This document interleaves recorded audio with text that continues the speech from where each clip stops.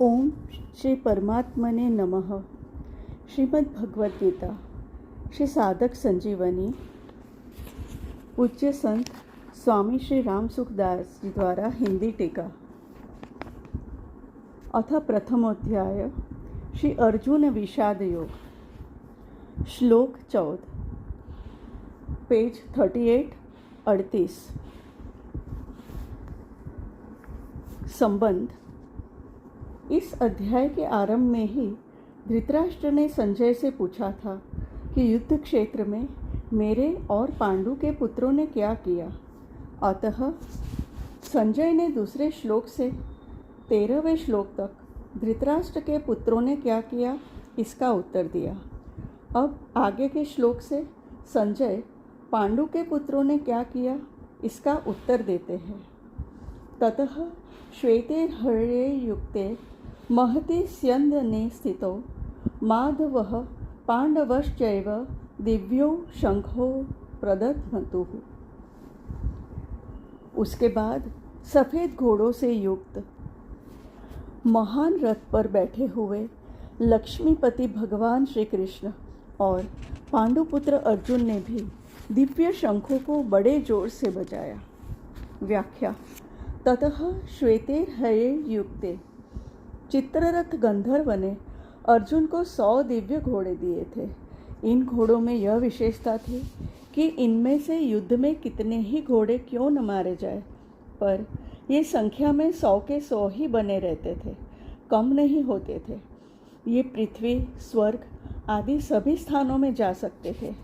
इन्हीं 100 घोड़ों में से सुंदर और सुशिक्षित 4 सफ़ेद घोड़े अर्जुन के रथ में जुटे हुए थे। महते स्यन्दने स्थितो, यज्ञों में आहुति रूप से दिए गए घी को खाते खाते अग्नि को अजीर्ण हो गया था। इसीलिए अग्निदेव खांडव वन की विलक्षण जड़ी बूटियाँ खाकर जलाकर अपना अजीर्ण दूर करना चाहते थे, परंतु देवताओं के द्वारा खांडव वन की रक्षा की जाने के कारण अग्निदेव अपने कार्य में सफल नहीं हो पाते थे। वे जब जब खांडव वन को जलाते तब तब इंद्र वर्षा करके उसको अग्नि को बुझा देते। अंत में अर्जुन की सहायता से अग्नि ने उस पूरे वन को जलाकर अपना अजीर्ण दूर किया और प्रसन्न होकर अर्जुन को यह बहुत बड़ा रथ दिया। 9 बैलगाड़ियों में जितने अस्त्र शस्त्र आ सकते हैं उतने अस्त्र शस्त्र इस रथ में पड़े रहते थे। यह सोने से मढ़ा हुआ और तेजोमय था। इसके पहिए बड़े ही दृढ़ एवं विशाल थे। इसकी ध्वजा बिजली के समान चमकती थी। यह ध्वजा 1 योजन 4 कोस तक फहराया करती थी। इतनी लंबी होने पर भी इसमें न तो बोझ था, न यह कहीं रुकती थी और न कहीं वृक्ष आदि में अटकती ही थी। इस ध्वजा पर हनुमान जी विराजमान थे। स्थितो कहने का तात्पर्य है कि उस सुंदर और तेजोमय रथ पर साक्षात भगवान श्री कृष्ण और उनके प्यारे भक्त अर्जुन के विराजमान होने से उस रथ की शोभा और तेज बहुत ज़्यादा बढ़ गया था। माधवः पांडवश्चैव, माँ नाम लक्ष्मी का है और धव नाम पति का है, अतः माधव नाम लक्ष्मीपति का है। यहाँ पांडव नाम अर्जुन का है क्योंकि अर्जुन सभी पांडवों में मुख्य है। पांडवानाम धनंजयः गीता 10 अध्याय 37वां श्लोक। अर्जुन नर के और श्री कृष्ण नारायण के अवतार थे। महाभारत के प्रत्येक पर्व में आरंभ में नर अर्जुन और नारायण भगवान श्री कृष्ण को नमस्कार किया गया है। नारायणम नमस्कृत्य नरम चैव नरोत्तमम। इस दृष्टि से पांडव सेना में भगवान श्री कृष्ण और अर्जुन ये दोनों मुख्य थे। संजय ने भी गीता के अंत में कहा है कि जहाँ योगेश्वर भगवान श्री कृष्ण और गांडीव धनुषधारी अर्जुन रहेंगे, वहीं पर श्री, विजय, विभूति और अटल नीति रहेगी। अध्याय 18 श्लोक 78। दिव्यो शंखो प्रदत्मतुः। भगवान श्री कृष्ण और अर्जुन के हाथों में जो शंख थे वे तेजोमय और अलौकिक थे। उन शंखों को उन्होंने बड़े जोर से बजाया। यहाँ शंका हो सकती है कि कौरव पक्ष में मुख्य सेनापति पितामह भीष्म है, इसलिए उनका सबसे पहले शंख बजाना ठीक है, परंतु पांडव सेना में मुख्य सेनापति धृष्टद्युम्न के रहते हुए ही सारथी बने हुए भगवान श्री कृष्ण ने सबसे पहले शंख क्यों बजाया? इसका समाधान है कि भगवान सारथी बने चाहे महारथी बने, उनकी मुख्यता कभी मिट ही नहीं सकती। वे जिस किसी भी पद पर रहे सदा सबसे बड़े ही बने रहते हैं, कारण कि वे अच्युत है, कभी च्युत होते ही नहीं। पांडव सेना में भगवान श्री कृष्ण ही मुख्य थे और वे ही सबका संचालन करते थे। जब वे बाल्यावस्था में थे उस समय भी नंद, उपनंद आदि उनकी बात मानते थे। तभी तो उन्होंने बालक श्री कृष्ण के कहने से परंपरा से चली आई इंद्र पूजा को छोड़कर गोवर्धन की पूजा करनी शुरू कर दी। तात्पर्य है कि भगवान जिस किसी अवस्था में, जिस किसी स्थान पर और जहाँ कहीं भी रहते हैं वहाँ वे मुख्य ही रहते हैं।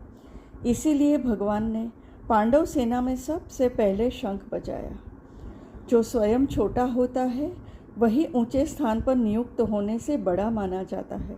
अतः जो ऊंचे स्थान के कारण अपने को बड़ा मानता है वह स्वयं वास्तव में छोटा ही होता है, परंतु जो स्वयं बड़ा होता है वह जहाँ भी रहता है उसके कारण वह स्थान भी बड़ा माना जाता है।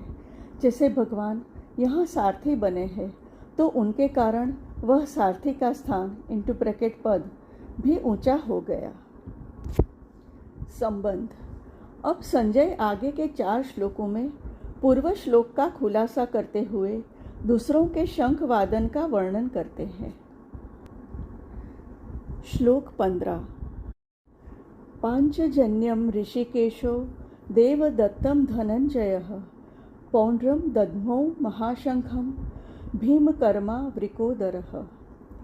अंतर्यामी भगवान श्री कृष्ण ने पांचजन्य नामक तथा धनंजय अर्जुन ने देवदत्त नामक शंख बजाया और भयानक कर्म करने वाले वृकोदर भीम ने पौंड्र नामक महाशंख बजाया। व्याख्या। पांचजन्यम ऋषिकेशः। सबके अंतर्यामी अर्थात सबके भीतर की बात जानने वाले साक्षात भगवान श्री कृष्ण ने पांडवों के पक्ष में खड़े होकर पांचजन्य नामक शंख बजाया।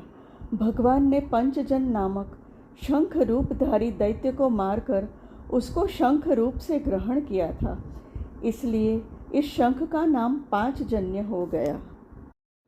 देवदत्तम धनंजयः।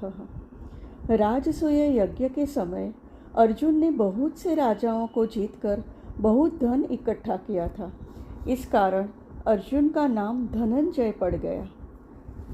निवात कवच आदि दैत्यों के साथ युद्ध करते समय इंद्र ने अर्जुन को देवदत्त नामक शंख दिया था।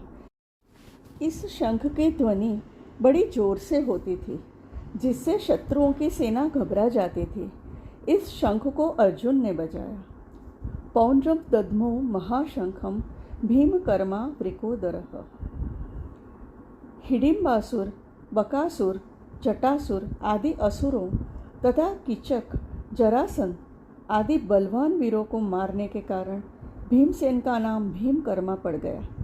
उनके पेट में जठराग्नि के सिवाय वृक नाम की एक विशेष अग्नि थी, जिससे बहुत अधिक भोजन पचता था, इस कारण उनका नाम वृकोदर पड़ गया। ऐसे भीमकर्मा वृकोदर भीमसेन ने बहुत बड़े आकार वाला पौंड्र नामक शंख बजाया। श्लोक 16। अनंत विजयम राजा कुंतीपुत्रो युधिष्ठिरः नकुलः सहदेवश्च सुघोषमणिपुष्पकौ। कुंतीपुत्र राजा युधिष्ठिर ने अनंत विजय नामक शंख बजाया तथा नकुल और सहदेव ने सुघोष और मणिपुष्पक नामक शंख बजाए। व्याख्या: अनंत विजयम राजा सुघोष मणिपुष्पको। अर्जुन, भीम और युधिष्ठिर ये तीनों कुंती के पुत्र हैं तथा नकुल और सहदेव ये दोनों माद्री के पुत्र हैं। यह विभाग दिखाने के लिए ही यहाँ युधिष्ठिर के लिए कुंती पुत्र विशेषण दिया गया है। युधिष्ठिर को राजा कहने का तात्पर्य है कि युधिष्ठिर जी वनवास के पहले अपने आधे राज्य इंद्रप्रस्थ के राजा थे और नियम के अनुसार 12 वर्ष वनवास और 1 वर्ष अज्ञातवास के बाद वे राजा होने चाहिए थे। राजा विशेषण देकर संजय यह भी संकेत करना चाहते हैं कि आगे चलकर धर्मराज युधिष्ठिर ही संपूर्ण पृथ्वी मंडल के राजा होंगे। श्लोक 17 और 18। काश्यश्च परमेश्वासः शिखंडी च महारथः दृष्टद्युम्नो विराटश्च सात्यकीश्चापराजितः द्रुपदो द्रौपदेयाश्च सर्वशः पृथिवीपते सौभद्रश्च महाबाहुः शंखान्दध्नु पृथक पृथक। हे राजन, श्रेष्ठ धनुष वाले काशीराज और महारथी शिखंडी तथा दृष्टद्युम्न एवं राजा विराट और अजेय सात्यकी, राजा द्रुपद और द्रौपदी के 5 पुत्र तथा लंबी लंबी भुजाओं वाले सुभद्रा पुत्र अभिमन्यु, इन सभी ने सब ओर से अलग अलग अपने अपने शंख बजाए। व्याख्या: काश्यश्च परमेश्वासः। और 18 श्लोक। महारथी शिखंडी बहुत शूरवीर था। यह पहले जन्म में स्त्री काशीराज की कन्या अम्बा था और इस जन्म में भी राजा द्रुपद को पुत्री रूप से प्राप्त हुआ था। आगे चलकर यही शिखंडी स्थूणाकर्ण नामक यक्ष से पुरुषत्व प्राप्त करके पुरुष बना। भीष्म जी इन सब बातों को जानते थे और शिखंडी को स्त्री ही समझते थे। इस कारण वे इस पर बाण नहीं चलाते थे। अर्जुन ने युद्ध के समय इसी को आगे करके भीष्म जी पर बाण चलाए और उनको रथ से नीचे गिरा दिया। अर्जुन का पुत्र अभिमन्यु बहुत शूरवीर था। युद्ध के समय इसने द्रोण निर्मित चक्रव्यूह में घुसकर अपने पराक्रम से बहुत से वीरों का संहार किया। अंत में कौरव सेना के 6 महारथियों ने इसको अन्यायपूर्वक घेर कर इस पर शस्त्र अस्त्र चलाए। दुशासन पुत्र के द्वारा सिर पर गदा का प्रहार होने से इसकी मृत्यु हो गई। संजय ने शंख वादन के वर्णन में कौरव सेना के शूरवीरों में से केवल भीष्म जी का ही नाम लिया और पांडव सेना के शूरवीरों में से भगवान श्री कृष्ण, अर्जुन, भीम आदि 18 वीरों के नाम लिए। इससे ऐसा प्रतीत होता है कि संजय के मन में अधर्म के पक्ष कौरव सेना का आदर नहीं है, इसलिए वे अधर्म के पक्ष का अधिक वर्णन करना उचित नहीं समझते, परंतु उनके मन में धर्म के पक्ष पांडव सेना का आदर होने से और भगवान श्री कृष्ण तथा पांडवों के प्रति आदर भाव होने से वे उनके पक्ष का ही अधिक वर्णन करना उचित समझते हैं और उनके पक्ष का वर्णन करने में ही उनको आनंद आ रहा है। हरि ओम।